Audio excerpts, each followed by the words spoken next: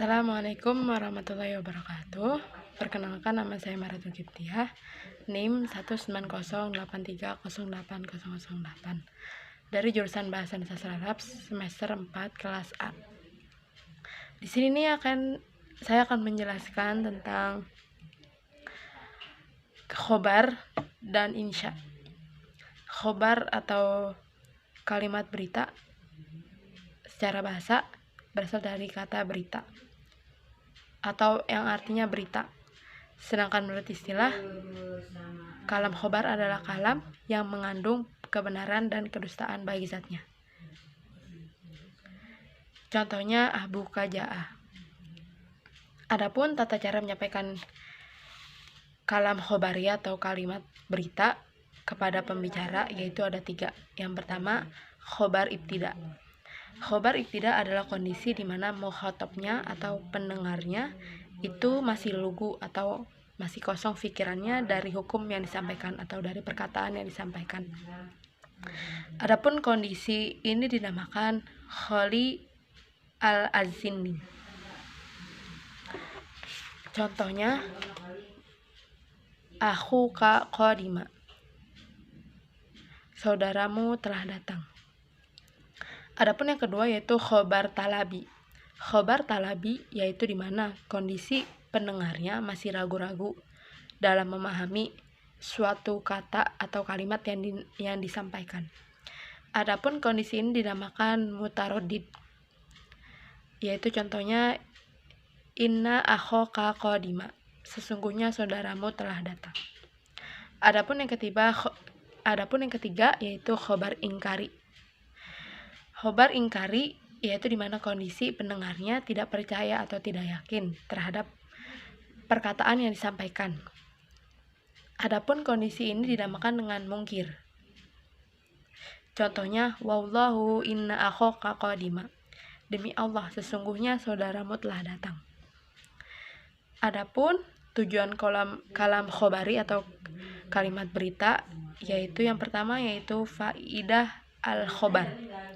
Faidah al-khobar di mana suatu kalimat khobaria atau kalimat berita yang diucapkan kepada orang yang belum tahu sama sekali isi perkataan berita tersebut.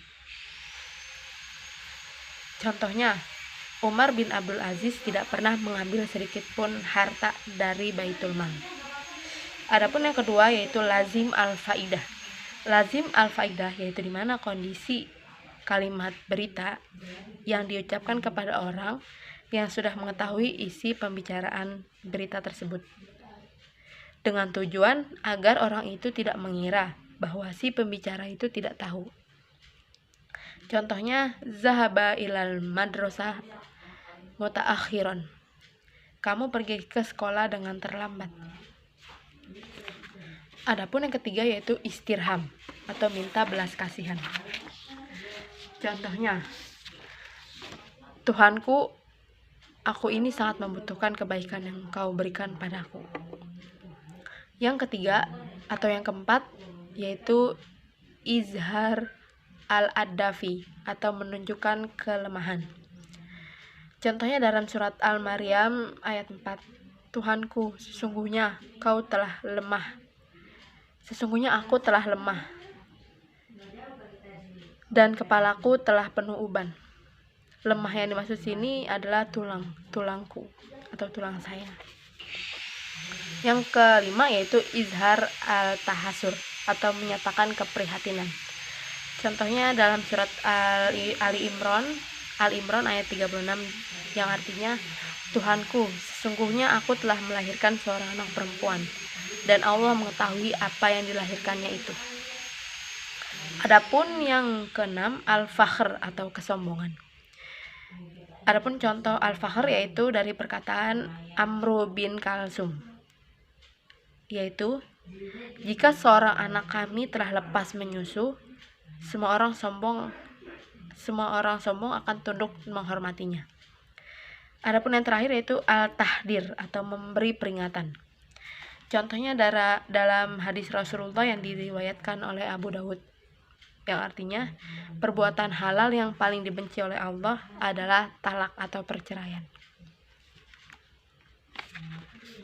Adapun penyimpangan penggunaan khobar adalah apabila menyalahi dari ketentuan, yaitu A. Yang pertama, khobar talabi digunakan untuk menghotab hali azini. Yang kedua, khobar talabi digunakan untuk menghotab mungkir. Yang ketiga, khobar ibtidai digunakan untuk menghotab mungkir. Yang keempat, khobar ingkari digunakan untuk menghotab mutaradid atau mutaradid. Yang kelima, khobar ingkari digunakan untuk menghotab hali azini. Adapun yang kedua yaitu insya atau kalimat insya. Insya menurut bahasa artinya mewujudkan. Sedangkan menurut istilah yaitu kalimat yang tidak mengandung kebenaran dan kedustaan bagi zatnya. Adapun pembagian kalam insya terbagi menjadi dua bagian, yaitu yang pertama insya ta'labi. Insya ta'labi adalah perkataan yang menghendaki tuntutan yang belum terjadi pada saat menuntut. Adapun kategori insya ta'labi yaitu yang pertama al-amr atau perintah.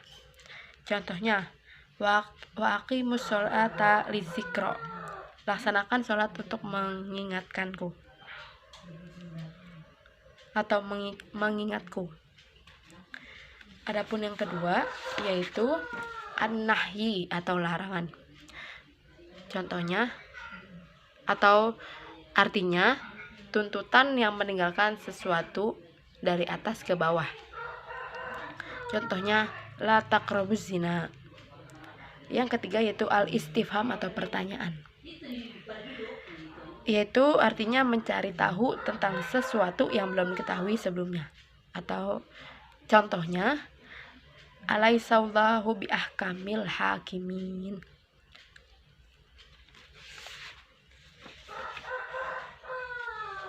Adapun yang kedua yaitu insya ghairu talabi, yaitu artinya kalam atau kalimat yang tidak menghendaki makna yang diharapkan, yang tidak bisa tercapai pada waktu adanya tuntutan.